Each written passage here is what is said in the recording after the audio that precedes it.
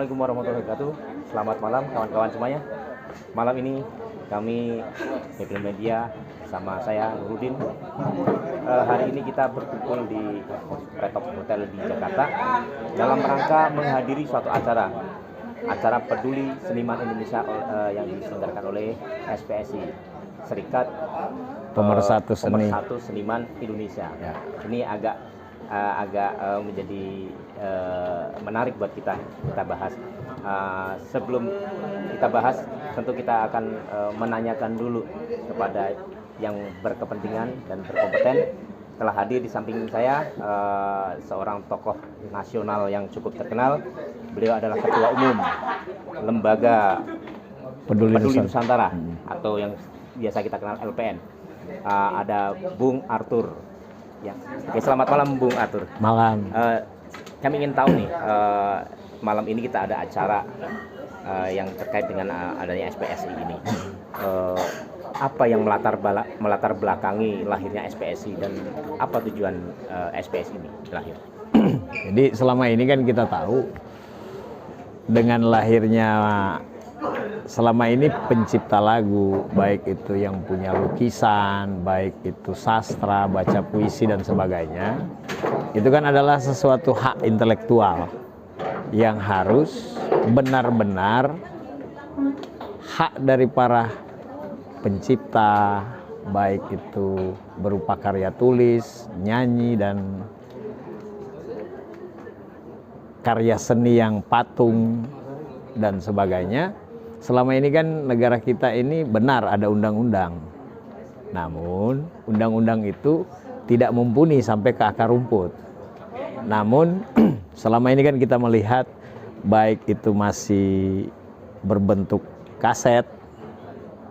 Ada beberapa tadi kan mungkin teman-teman dari media bisa melihat ada beberapa penyanyi yang legendaris kayak Ketua Umum SPSI ini adalah salah satu pencipta dan maestro.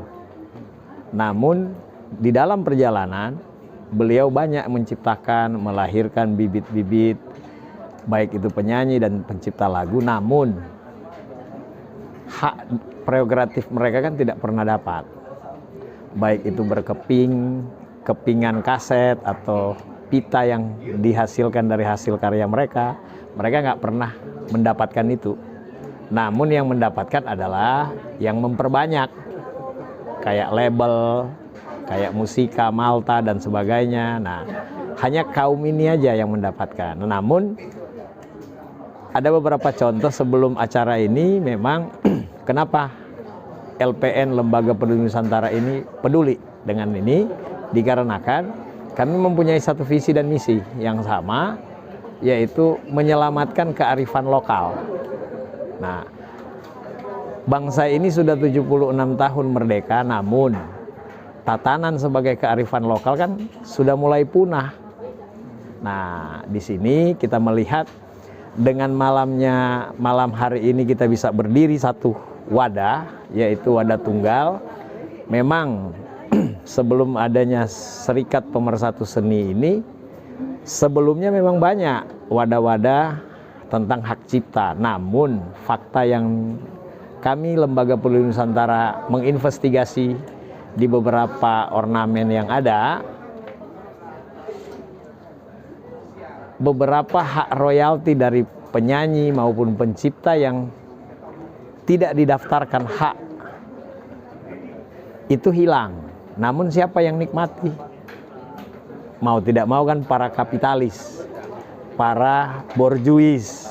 Nah, ini yang harus kita luruskan. Nah, dengan media malam ini, persatuannya sahabat dan kerabatnya pemersatu seni ini, inilah menjadi wadah tunggal. Makanya kami sebagai Lembaga Peduli Nusantara beberapa minggu sebelum acara ini dilaksanakan, kami coba mengkaji apa aja sih hak-hak dari baik itu seni pahat, seni baca puisi dan sebagainya. Ini kan karya, hak intelektualnya tidak ada dan hanya dibeli oleh orang-orang yang punya tangan besi. Nah, para pekerja seni ini kan adalah yang membuat dan setelah dia masuk era digital, berapa banyak YouTube yang dipakai mereka, namun hak edar, izin edar dan sebagainya kan mereka belum punya. Namun dikarenakan karena ini kan selalu berbicara hilir dan hulu, hilir dan hulu. Nah, kami sebagai Lembaga Peduli Nusantara, saya sebagai Ketua Umum, sporting bagi Pak Beni Asar, apapun yang terjadi LPN paling depan untuk hak-hak intelektual ini, itu aja. Menariknya gini, Pak Bung Arthur, bahwa LPN ini kan sebagai salah satu lembaga yang selama ini konsisten mengawal transisi demokrasi di Indonesia gitu ya.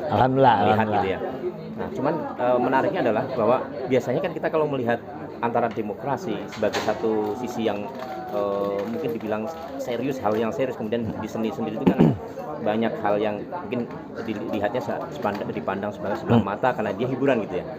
Nah, keterkaitan antara LPN dengan SPSI nanti seperti apa? Kami terpanggil karena kenapa? Negara ini negara Pancasila, berbineka tunggal ika, namun beda-bedanya kan para cukong. Ini kan yang terjadi di dunia, dapur rekaman, dapur cipta lagu yang lain-lainnya. Namun dengan serikat atau persatuan pemerhati seniman ini tidak menutup kemungkinan ada seni patung, sastra dan sebagainya, ini pun mempunyai hak intelektual yang harus kita kedepanin. Nah, kita melihat di DPRD atau di DPR RI kan sudah banyak artis di dalam.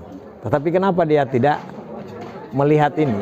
Kayak Anang pernah, Bagito pernah, namun kan dia nggak pernah bisa melaksanakan itu. Apa karena ini hanya semua sebagai public figure bisa, namun dia kan lupa asal muasalnya. Makanya tadi saya bilang, ini antara hilir dan hulu, antara hak intelektual dan hak cipta. Ini kan harus didaftarin. Nah, disinilah negara harus hadir. Makanya dengan demokrasinya itu, inilah kita bisa menjalin asas musyawarah dan mufakat, persatuan Indonesia kan gitu. Karena negara ini negara Pancasila. Nah, platformnya kita, jualannya kita LPN ini adalah Bhinneka Tunggal Ika. Namun yang kita lihat, nah kalau kita hanya sekedar melihat, kita tidak berani mengambil langkah, ini kan sulit. Nah, mungkin semenjak saya bertemu dengan Pak Beni Asar dan kita sepakat, dan begitu juga dengan teman-teman dari Forum Betawi Rembuk dengan TJM dan sebagainya, ayo kita mumpuni agar supaya kita bisa mendata. Setelah kita data, kelemahannya teman-teman pencipta lagu kan yang penting lagunya populer. Ya. Tetapi dia tidak melihat akibat. Setelah berakibat baru ngobrol kayak tadi yang pencipta lagu, penyanyi sekaligus, ya kan? Jangan salah menilai, ya, itu berapa banyak. Namun dia nggak bisa ngomong apa-apa karena dia tidak punya data secara otentik. Nah, ini memang harus dikaji secara faktual, dikaji secara akuntabel, sehingga saya sih dari melihat kayak Utha Likumahua, dia bisa sampai mancanegara membawa perwakilan Indonesia, tetapi pada saat di sisa akhir hidupnya seperti apa dan negara seperti apa. Jadi kalau bilang mensejahterakan seniman, nah inilah wadah tunggalnya. Makanya saya bilang menjadi seniman adalah napas hidup, dan menjadi seniman adalah pandangan hidup. Karena kita orang bebas, dan orang bebas itu bebas berkarya dengan karismatik dan karistik yang berbeda. Kira-kira begitu. Mungkin untuk terakhir, mungkin kita bisa menyampaikan pesan kepada masyarakat, terutama masyarakat seni gitu ya, yang mungkin nanti bisa melihat tayangan ini. Ya. Apa harapan atau mungkin pesan-pesan dari LPN sendiri ataupun mungkin nanti dari SPSI juga gitu ya, terkait kekayaan intelektual itu. Jadi memang dengan lahirnya Serikat Pemersatu Seni ini adalah wadah tunggal. Namun mau cari wadah yang mana lagi? Karena kan yang kami lihat sebagai Lembaga Peduli Nusantara, kami meminta dan kami menginvestigasi di lapangan, semua memang banyak. Sudah ada lembaga-lembaga sebelum lembaga ini. Namun hasilnya kan tidak menyentuh substansi. Namun dengan lahirnya lembaga Serikat Pemersatu Seniman ini, ayo kita bangun dan tegakkan hukum bagi seniman. Mudah-mudahan kalau kami sebagai lembaga pelindung Nusantara hanya menghentar dan mengawal, sehingga kalau bisa harus ada menteri. Sehingga tahun 2004 itu pernah yang namanya Dewan Kreasi Seni, Dekranas. Kebetulan saya salah satu pendirinya. Namun kelemahannya seniman itu apa sih? Manajemen. Jadi harus ada orang yang memanage hak-hak intelektual mereka. Itu kira-kira seperti itu. Oke, terima kasih banyak nih Ya. Bung Arthur atas informasinya, sehingga kita bisa berharap dengan lahirnya SPS ini bisa menjadi Wadah tunggal. Ya. Kemudian Wadah tunggal. bisa memperjuangkan hak-hak dari kekayaan intelektual dari para seniman. Nah, mungkin itu hal yang bisa kita sampaikan dari Bung Arthur.